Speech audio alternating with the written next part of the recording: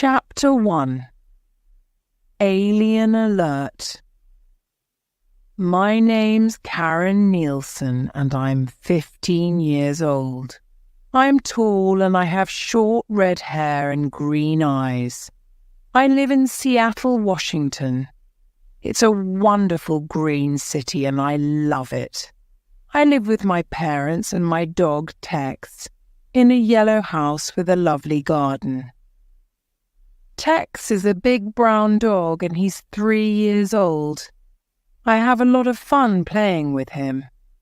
In my free time, I like playing volleyball, going rock climbing and listening to music. I have a big music collection, and I love listening to music with my friends. I also like reading science fiction books. My story begins in August, a month before school started.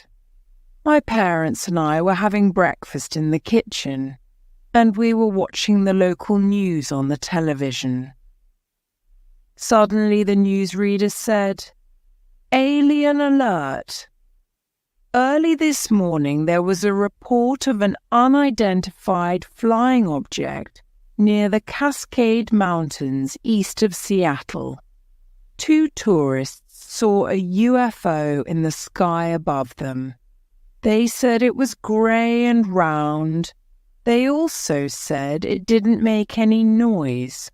Later this morning, a high school teacher saw the same UFO flying above her house. The Seattle police are investigating. "Wow," I said. "An alien spaceship here in Seattle. This is exciting." "Do you believe it?" asked my mum. "Who knows? I don't think we're alone in this big universe," said my dad. "The Earth is only a small planet, you know." I started thinking about aliens and went to the library to look at some books about UFOs. That evening, all the newspapers had "Alien Alert" on their front pages. A month later, I went back to high school. This is my 2nd year at Washington High School, and I like it a lot. When I finish school and university, I want to become a chemist. On the way to school, I met my best friend and classmate, Barbara Reynolds. She is a tall, pretty girl. She lives near my house, and we always walk to school together. She is Afro, American, and one of the best students at our school. She wants to become a doctor.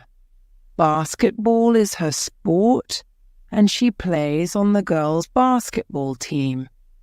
Like myself, she also enjoys listening to music. "We have some new teachers this year," said Barbara happily.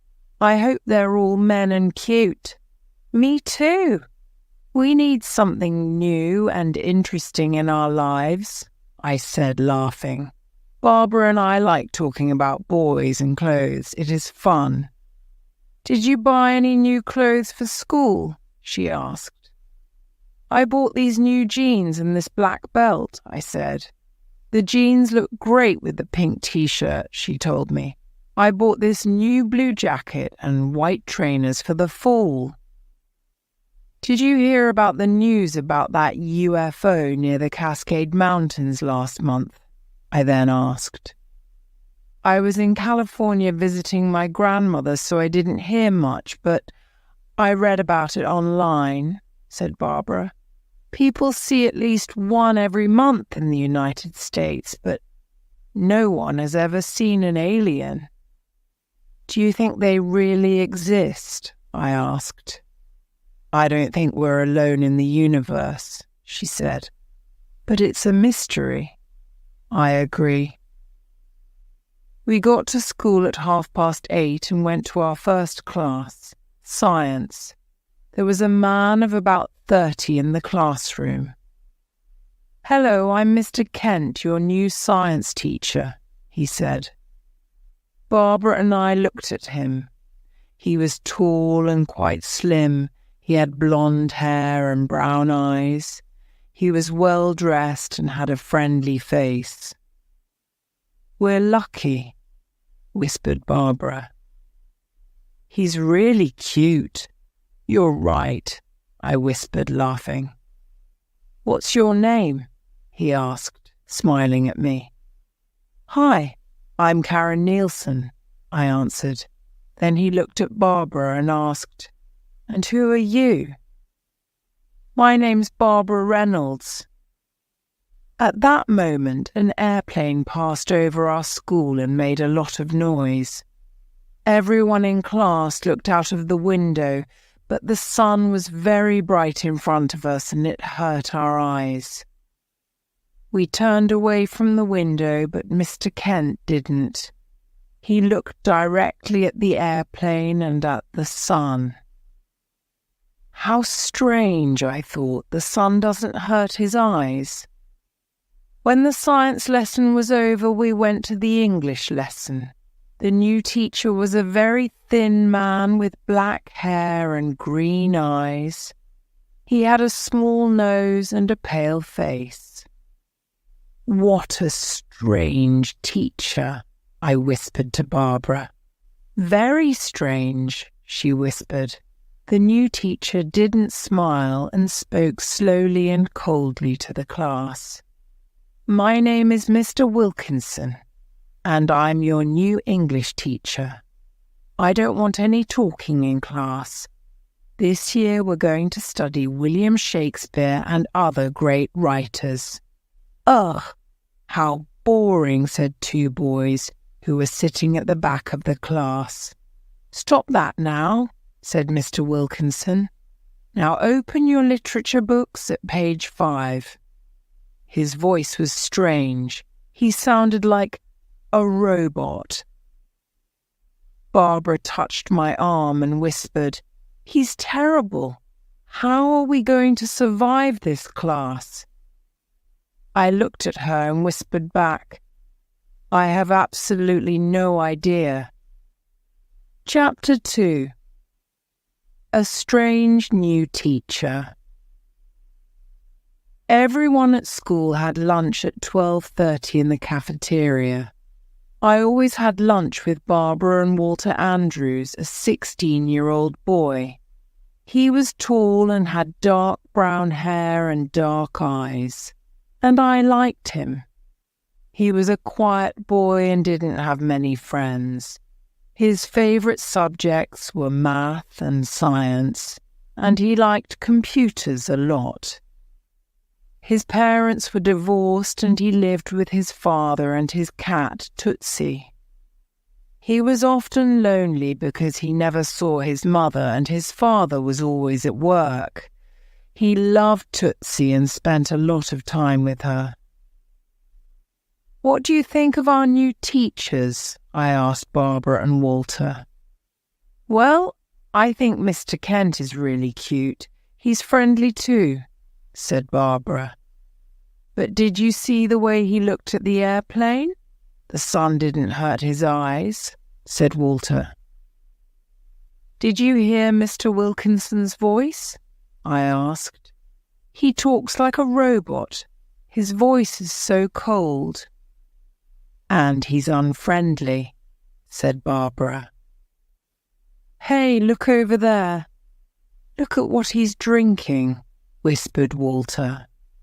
We all looked at Mr. Wilkinson, who was sitting by himself in a corner of the cafeteria. He had a strange lunch. There was a glass of green juice in front of him, and on the table there were some black pills.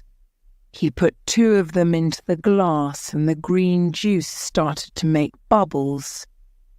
Then suddenly it changed colour and became red. Mr. Wilkinson took the glass and slowly drank the mysterious red juice. We looked at each other nervously, but then started laughing. "How can he drink that?" I said. "Perhaps it's a new diet," said Barbara, "and that's why he's so thin." "I don't think so," Walter said. "There's something strange about our English teacher," I said. The next morning during the English lesson, Mr. Wilkinson started asking us some personal questions. "Andrews, Walter Andrews," said Mr. Wilkinson. "Tell me something about yourself."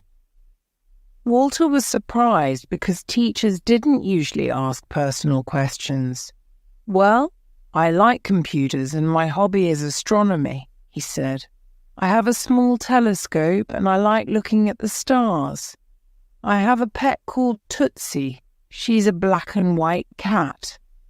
"Good. You have an interesting hobby." "Thank you, Walter," said Mr. Wilkinson. He then asked other students about their life and hobbies. I thought.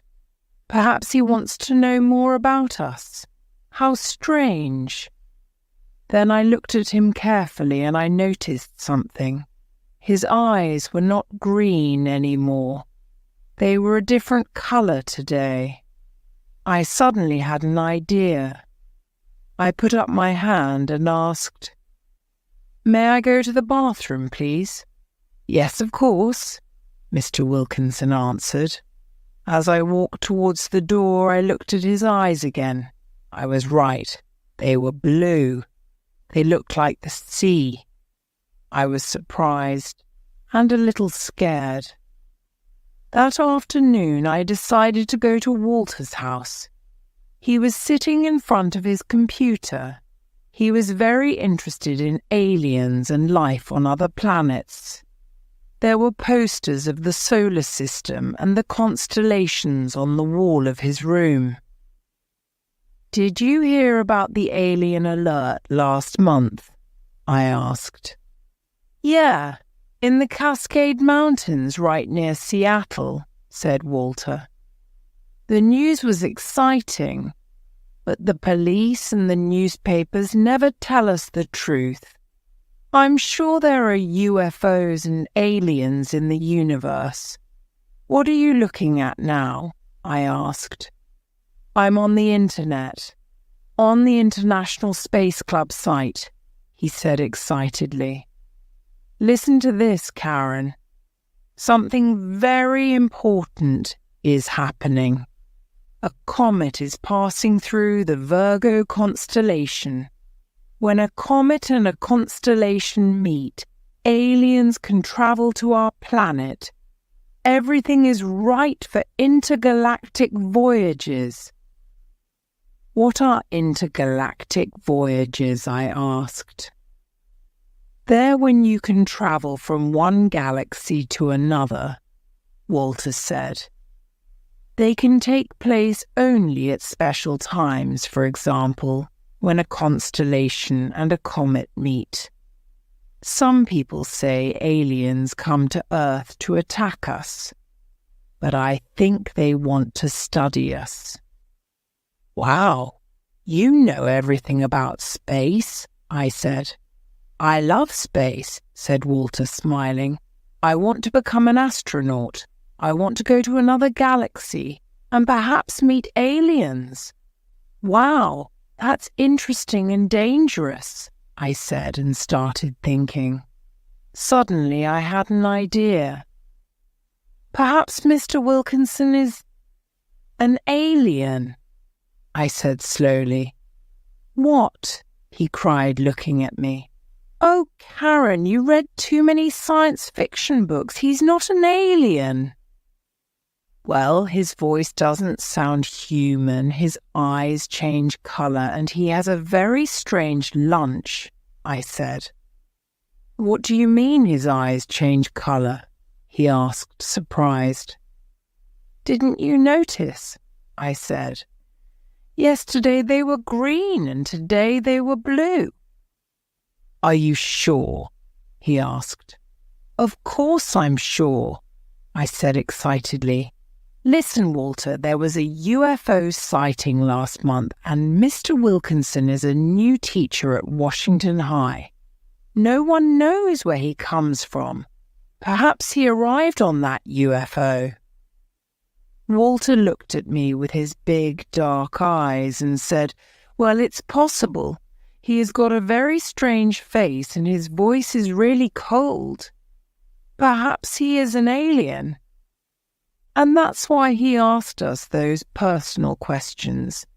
He wants to study us." "Exactly," I said. "But let's study him too. We can follow him and see where he lives." Chapter 3. A Sad Story. "Good morning," Mr. Kent said, smiling. "Today we're going to the lab to do some practical work." The lab was a big room with long tables, chairs, and big cupboards. There were white mice in cages. When Mr. Kent walked by their cages, they all started running around and making a lot of noise. "What's the matter?" laughed Mr. Kent, speaking to the white mice. "Are you afraid of me? I won't eat you." Then he looked at the class and said, "Today's lesson is about worms. I'm going to give you some worms and you have to cut them in half. The two pieces can live and move by themselves. You'll see." I was not happy. I looked at my worm. It was long and green. I didn't want to cut it. "Karen, are you afraid of your worm?" asked Mr. Kent, smiling. "Give me your knife and I can help you." His arm touched mine and I got an electric shock. I jumped up from my chair. "What's wrong, Karen?" asked Mr. Kent. "Oh, nothing, nothing," I said, trying to smile. He cut the worm and then walked to the next table to help other students. I wrote a note to Walter and told him about the electric shock. "Walter," I whispered. He turned around and I gave him the note. "Walter and Karen, what are you doing?" asked Mr. Kent. "What do you have in your hand, Walter?" His voice scared me. Walter and I were in big trouble with the teacher. Nothing," said Walter. "Please pay attention," said Mr. Kent. "Next time you'll have to give me the note." "I'm sorry, Mr. Kent," said Walter. When the science lesson was over, Mr. Kent called me to his desk. "Oh no," I thought. "I'm sorry I scared you during the lesson. 2 years ago, I had a bad car accident and lost my arm. My left arm is artificial. It's an electric arm. Sometimes it gives electric shocks." I was surprised and sorry. At lunch, I told Walter and Barbara about Mr. Kent's electric arm. They were both surprised. As we walked out of the cafeteria, we saw Mr. Wilkinson. "Hello, Mr. Wilkinson," said Barbara. "Oh, hi," he said, looking at us. His eyes were green again, but I didn't say anything. At 3:30, Walter and I ran out of the school and waited for Mr. Wilkinson to walk by. We saw a lot of students and teachers, but we didn't see him. Finally, we saw him walking down the street and we followed him silently. He lived near the school in a pretty white house. There was a small garden around it and a big tree near the front door. He walked into his house and we went quietly to a window and looked inside. He put some books on the kitchen table and opened the refrigerator. He took out a bottle of the horrible green juice and put it on the table. Then he went upstairs. "Oh no," said Walter, "he went upstairs." "No problem," I said. "I can climb up this tree." "Are you sure?" asked Walter, surprised. "Of course," I said, laughing. Don't forget, I go rock climbing." "Well, be careful, Karen," said Walter. I climbed up the tree and I could see Mr. Wilkinson's bedroom. "What's happening?" whispered Walter. "He's in his bedroom and he's sitting in front of a mirror," I whispered back. "His hands are on his hair. Oh no." "What?" "Tell me," asked Walter. I continued looking into the house. Mr. Wilkinson was now completely bald. I felt cold. Suddenly I saw my face in Mr. Wilkinson's mirror, and he saw it too. He turned around and looked at me. I was terrified and didn't know what to do.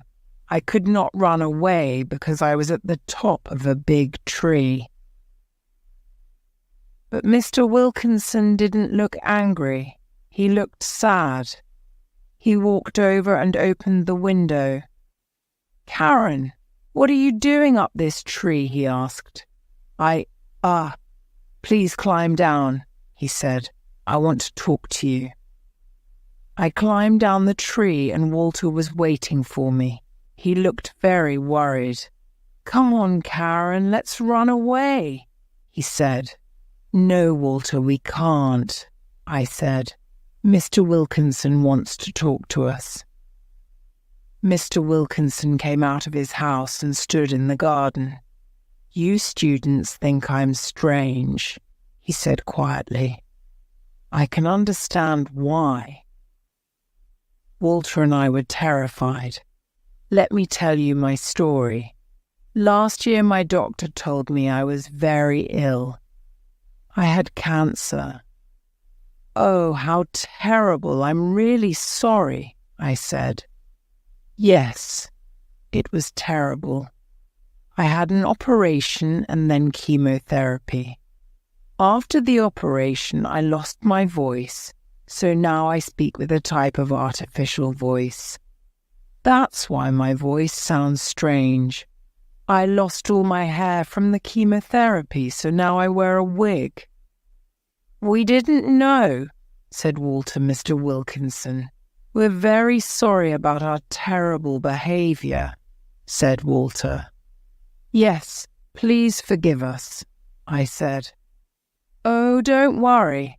I am getting better now, which is good," he said quietly. "May I ask you a question?" Walter said. "Of course." "What's that green juice you drink at lunch?" Walter asked. He smiled and said, "The green juice and the black pills are medicines." "But why do your eyes change colour?" I asked. "So you saw that, did you?"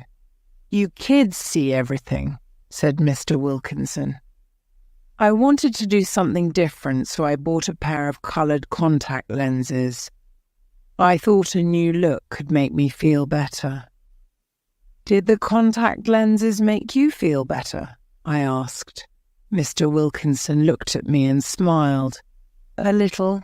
It was nice having something different for a day, but it's my job that is really making me feel better." "You like your job, don't you?" asked Walter. "I love my job," said Mr. Wilkinson, smiling. "It's wonderful to work with young people like you." "Do you like Seattle?" I asked. "Yes, I do," said Mr. Wilkinson.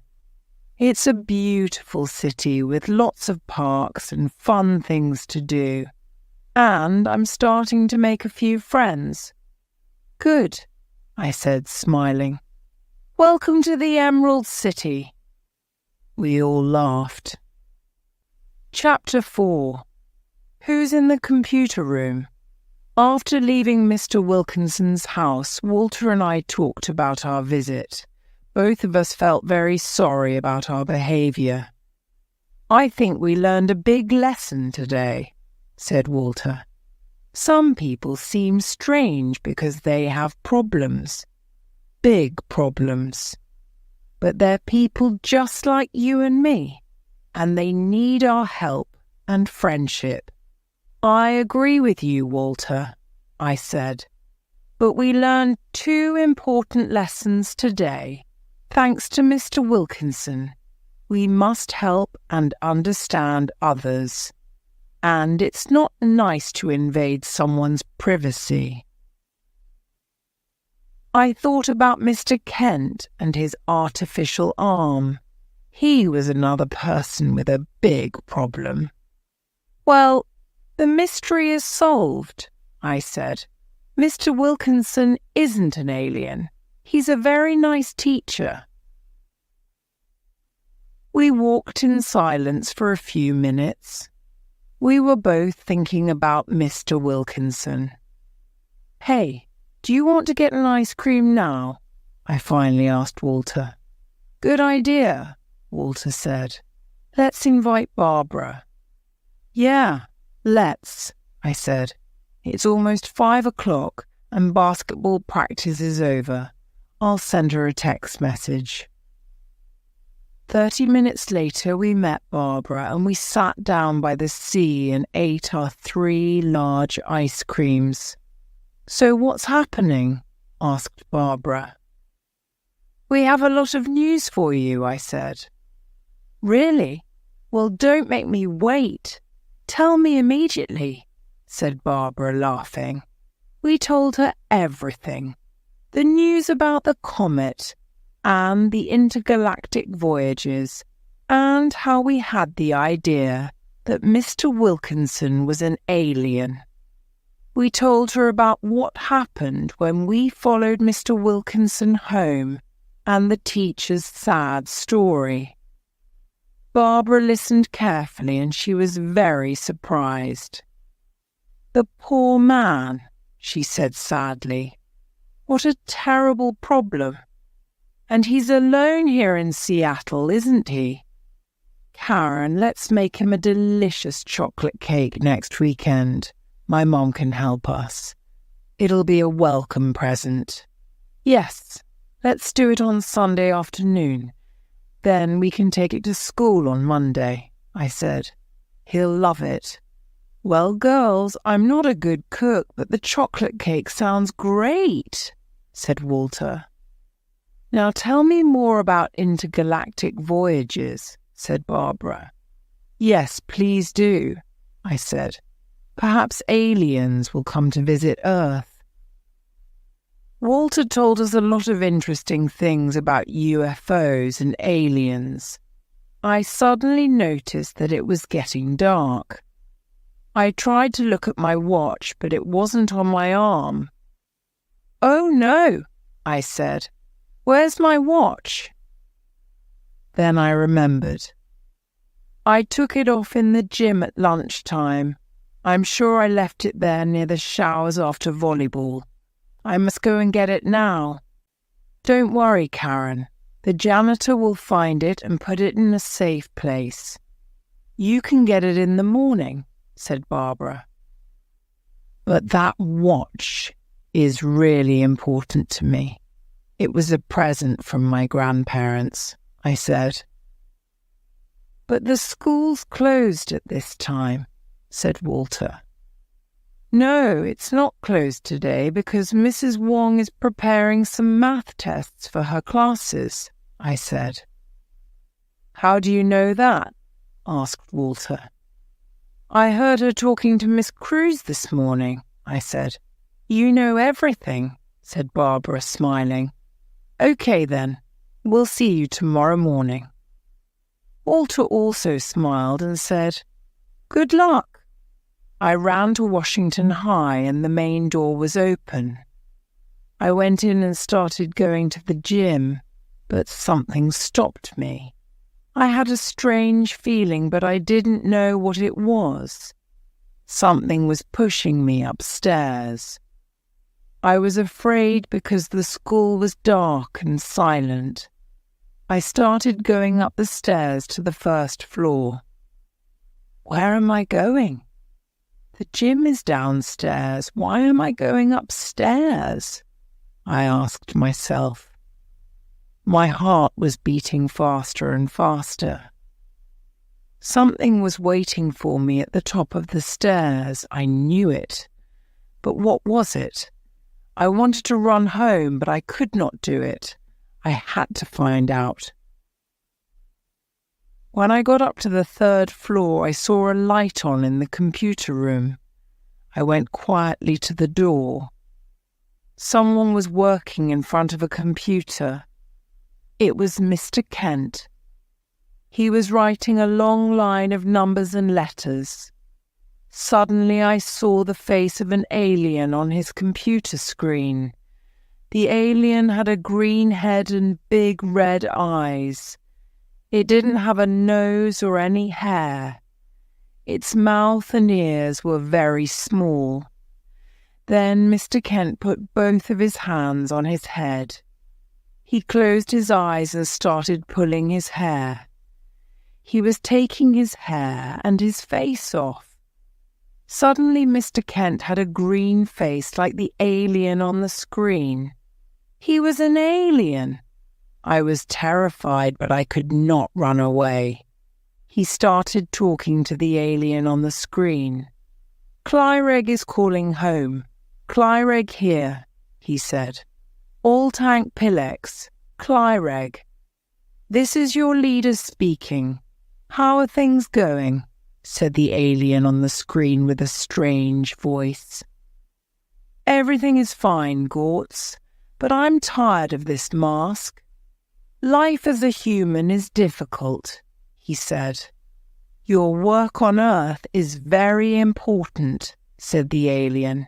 "You have to stay there until everything is finished. Did you choose the student who will come to Mitrax?" "No, I'm going to choose one tomorrow," said Mr. Kent. "What?" I thought. "He's going to take a student to another planet. This is terrible." "There's little time, Clyreg. You have to hurry.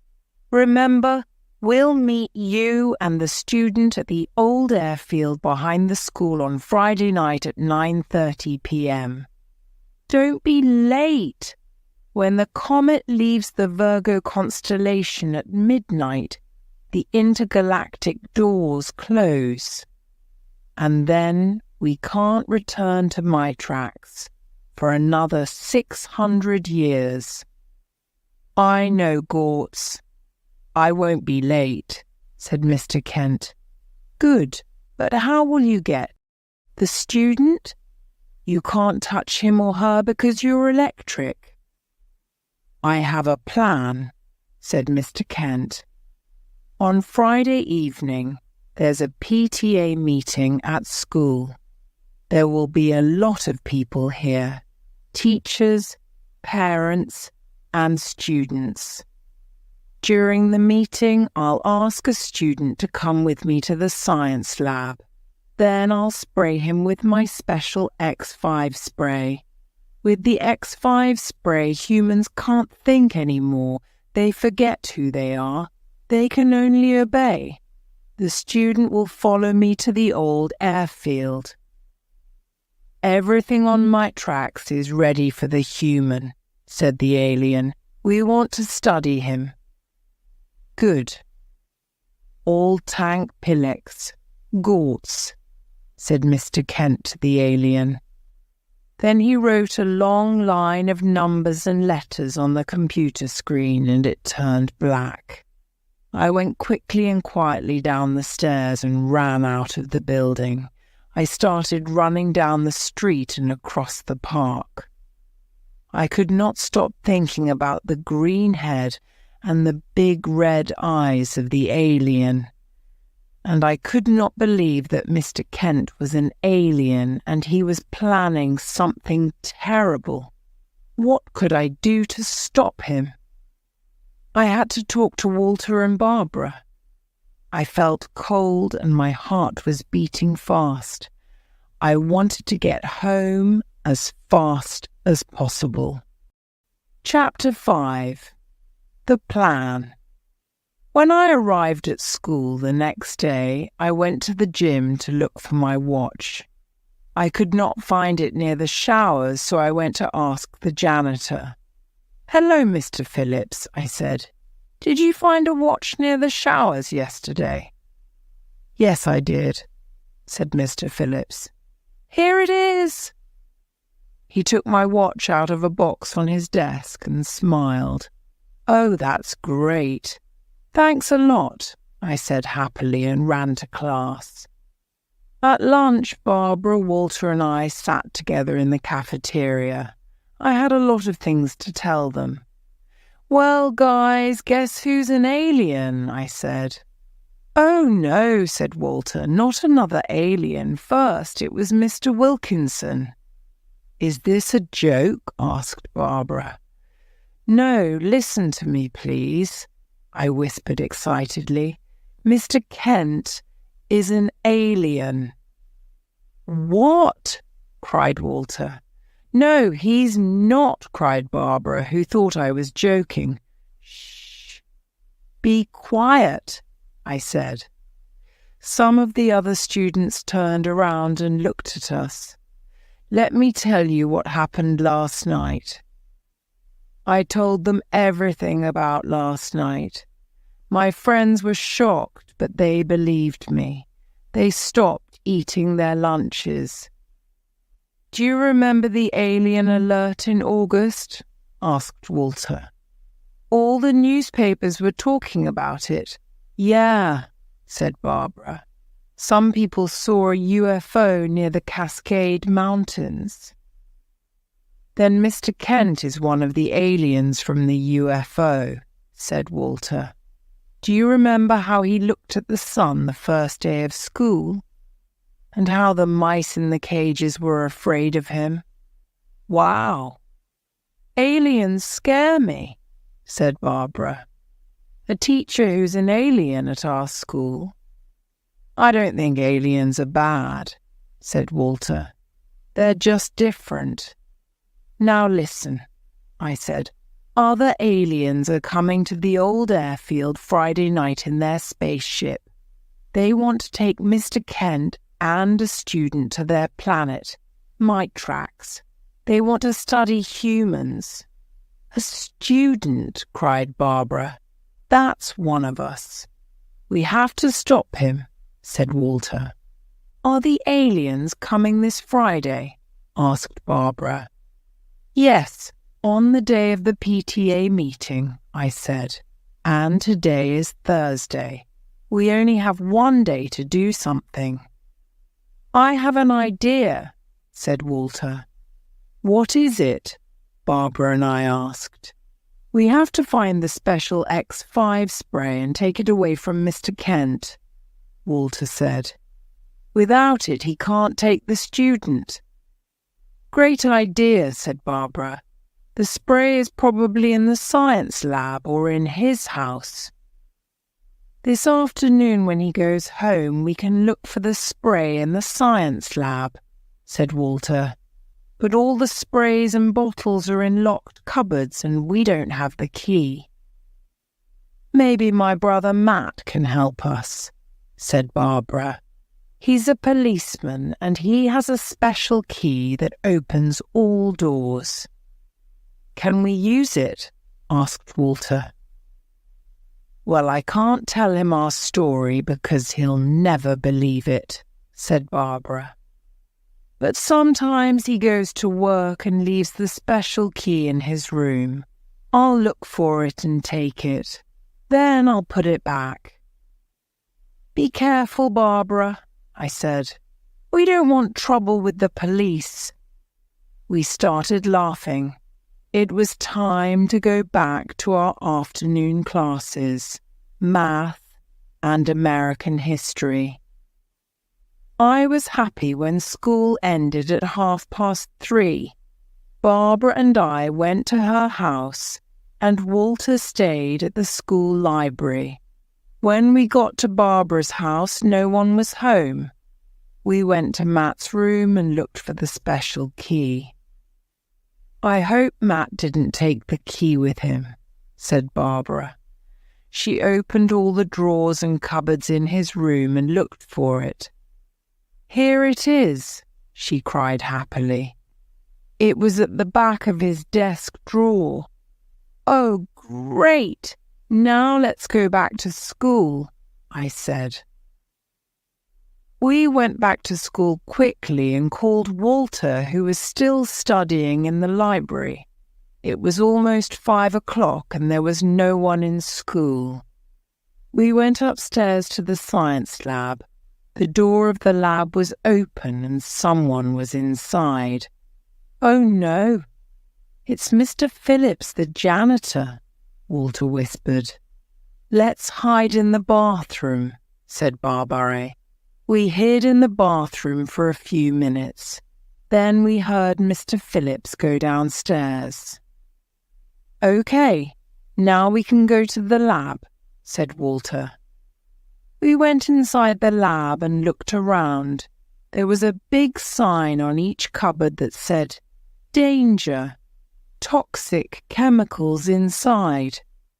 We opened the 2 big ones and looked at every bottle. There weren't any spray cans. Then we looked inside the smallest one and found a small black spray can. It didn't have a name. All the other bottles and cans have a name, said Walter. This must be Mr. Kent's spray. He took it out of the small cupboard and said, It's very heavy. Who wants to take it home? I asked. Not me, said Barbara. My mother always looks around in my room. Mine does too, I said.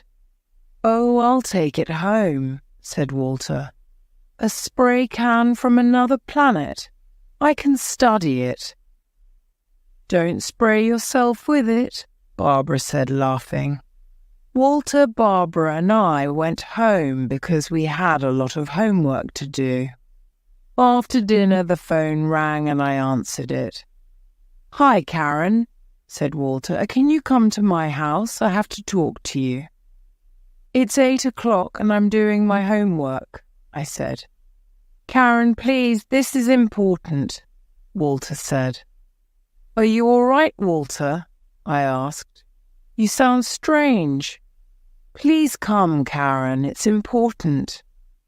Okay, I'll be there in 15 minutes, I said. I quickly put on my jacket and ran downstairs to the living room. My mum was reading the newspaper and my dad was watching TV. Tex was sitting next to them. Mum, I'm taking Tex out for a walk. At 8 o'clock at night? My mum asked, surprised. Yeah, I'm tired of studying, I said. I really need to take a walk and get some fresh air. I'll be back by 9 o'clock. Some fresh air is good for you, Karen, said my dad. It's a nice evening. See you later, I said. Tex and I walked down the street and crossed the park quickly. What did Walter want at this time? I wanted to find out. It was a warm evening, and there was a full moon in the sky. Chapter 6. A Big Decision. Walter was waiting for me at the front door of his beautiful house. Hi, Karen, he said. You can leave Tex outside in the garden. Tootsie doesn't like dogs. I know, and Tex doesn't like cats either, I said, laughing. Walter was home alone and we went to his room and sat down. Karen, I have some news for you, he said. News? What news? I asked. I want to go to Mitrax with Mr. Kent, said Walter. What? I cried. Are you joking? No, I'm not joking, Karen, he said. This is a great opportunity for me. You know I want to become an astronaut. A trip on a spaceship to another galaxy is wonderful.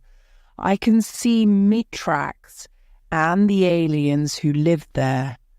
I can study them and see how they live and what they eat. I can find out things that aren't written in books. This is a great scientific adventure, and I'm lucky I can go. How many people have the opportunity to go to and explore another planet? Walter was happy and excited. But, aren't you afraid of aliens? I asked. What will they do to you? I don't think Mr. Kent and the other aliens want to hurt me, said Walter. They just want to study me because I'm a human. I think I can trust them. When will you return to Earth? I asked. I don't know, he said, but I want to return to see you. Are you going to tell your dad? I asked. He's away on business for a few days, said Walter. I'm going to write him a letter and explain everything. We talked for a long time and I began to understand Walter's decision. I'll never see you again, I said and started crying. He took my hand and said, Please don't cry, Karen. I'll come back and tell you amazing things. We were silent for a few minutes.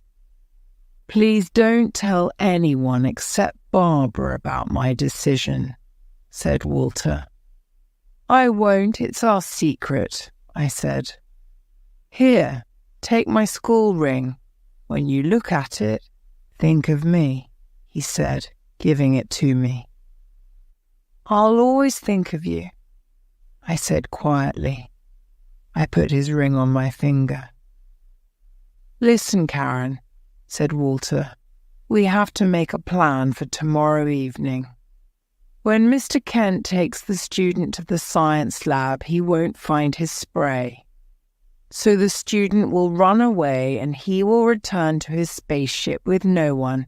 He can't miss his spaceship because it will leave without him. I'll wait for him in the science lab tomorrow evening and I'll tell him my decision. Good luck, Walter, I said.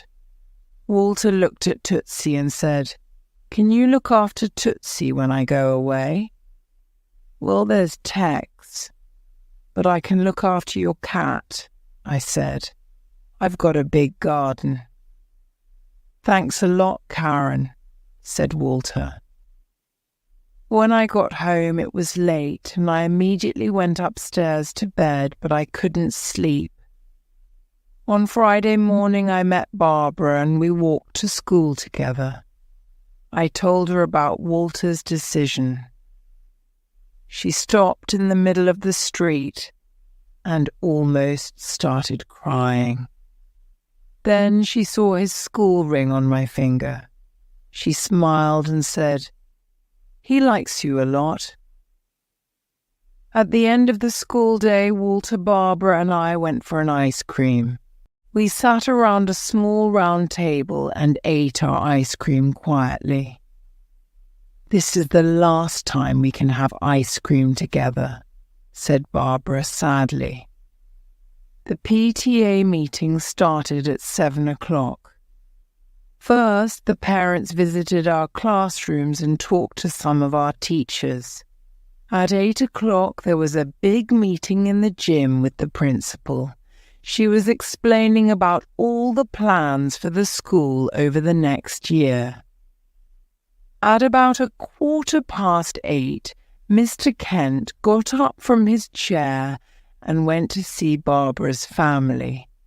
He whispered something to them and then to Barbara. She was his choice. She got up and followed him.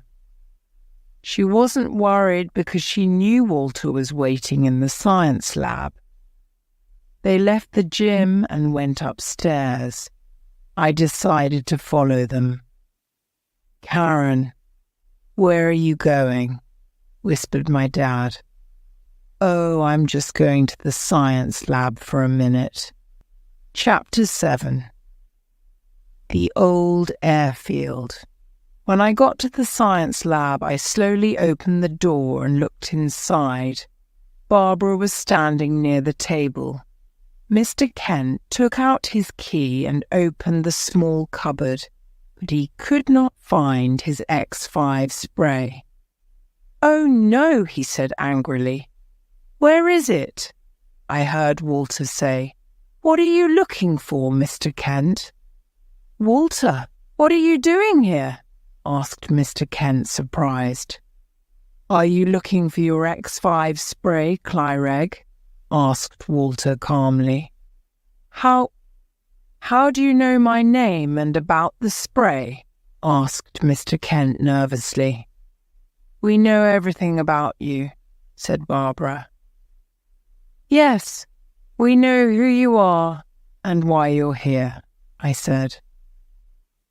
I walked into the lab and closed the door. Mr. Kent was very surprised and looked inside the small cupboard again.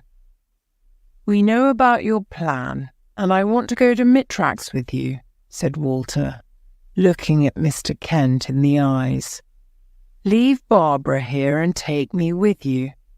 You can study me. I'm not afraid. I know you won't hurt me." "You want to come to Mitrax with me?" asked Mr. Kent, who was shocked. "Yes, I do," said Walter. "I want to find out about life on other planets." "That's a very brave decision," said Mr. Kent. "Mitrax is in another galaxy, and it's very different to Earth. Are you sure?" "Yes, I'm sure," said Walter. "It will be a great experience."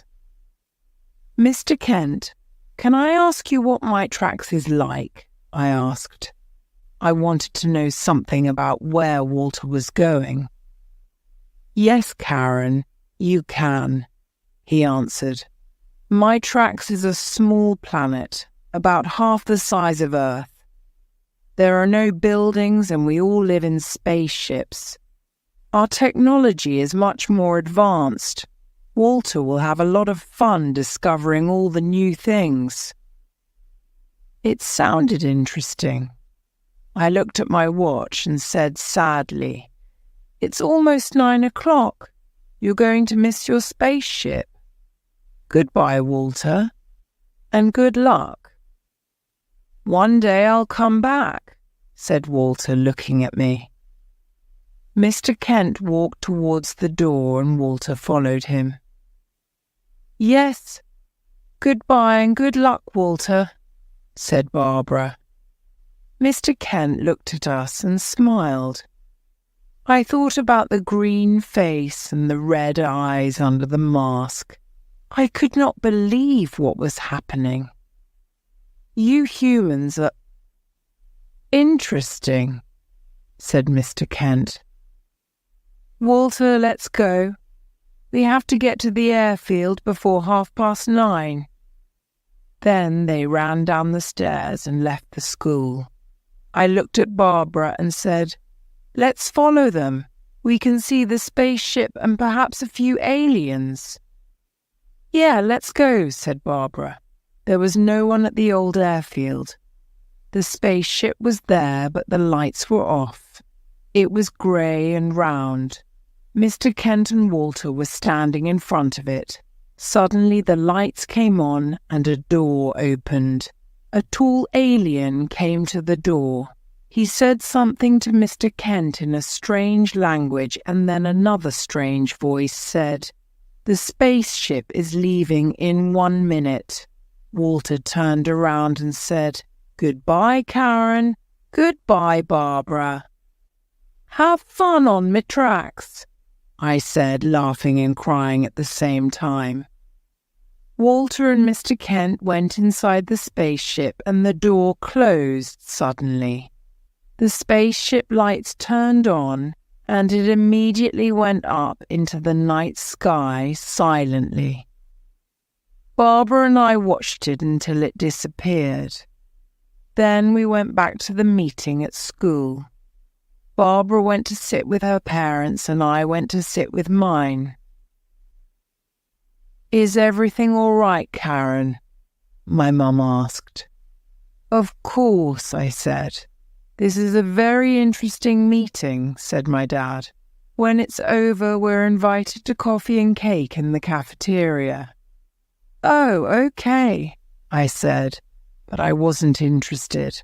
I was thinking about Walter, Mr. Kent, the spaceship, and Mitrax. Barbara looked at me and smiled. She was the only one who could understand how I felt that evening.